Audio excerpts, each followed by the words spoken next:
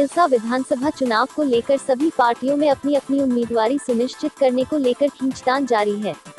लगातार जनप्रतिनिधियों के द्वारा अपने अपने संभावित विधानसभा क्षेत्रों में जनसंपर्क अभियान भी तेज कर दिया है।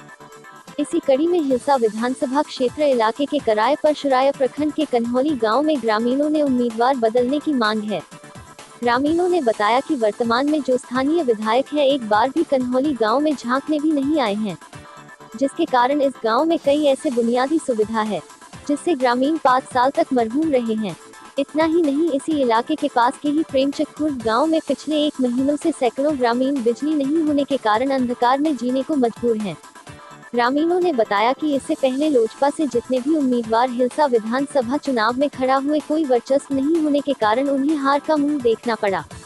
हम उम्मीद करते हैं कि आगामी विधानसभा चुनाव में इस बार ऐसे जनप्रतिनिधि को टिकट दे जिसका लोगों के बीच वर्चस्व हो। वहीं इस संबंध में लोजपा प्रवक्ता रामकेश्वर प्रसाद ने कहा कि इस इलाके के कई ग्रामीणों से हमने रूबरू हुए। उन्होंने क्षेत्रीय विधायक के ऊपर कटाक्ष करते हुए कहा कि यहाँ के क्षेत्रीय विधायक इस इलाके में न ही दौरा किया और न ही कोई विशेष ध्यान दिया, जिसके कारण कन्हौली गांव वास्तविक तौर पर विकास से कोसों दूर है। इस बार जनता का जो विचार है वह बदलाव के मूड में दिख रही है। इसके साथ ही इस बार हिलसा विधानसभा क्षेत्र की जनता एक नया चेहरा तलाश रही है।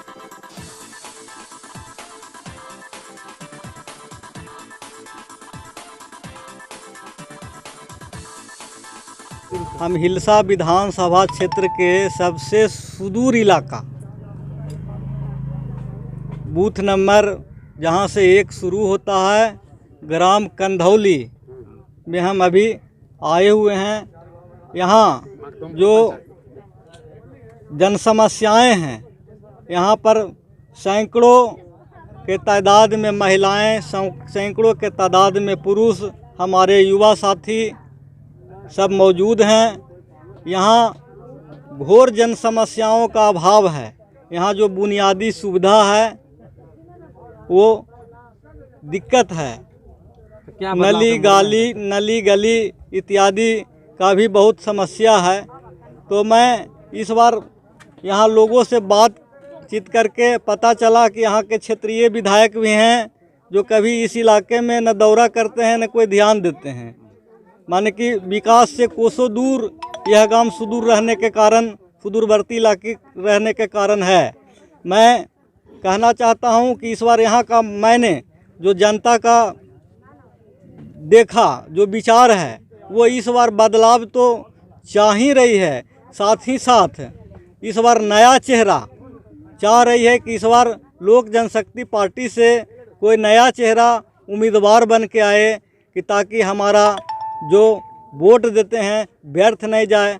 तो मैं कहना चाहता हूं कि अगर इस बार लोक जनशक्ति पार्टी का राष्ट्रीय नेतृत्व हमें उम्मीदवार बनाती है, क्योंकि हमारे लोक जनशक्ति पार्टी में हिलसा विधानसभा से 3 प्रत्याशी हैं जिनका राष्ट्रीय नेतृत्व, जिनके नाम पर मुहर लगाएंगे, मैं भी उन्हीं के साथ रहूंगा। हम पार्टी के साथ हैं, चूँकि राष्ट्रीय अध्यक्ष लोक जनशक्ति पार्टी के राष्ट्रीय अध्यक्ष चिराग पासवान जी का बिहार फर्स्ट विजन है, Bihar first Bihari first vision documentary है जो तैयार हो चुका है।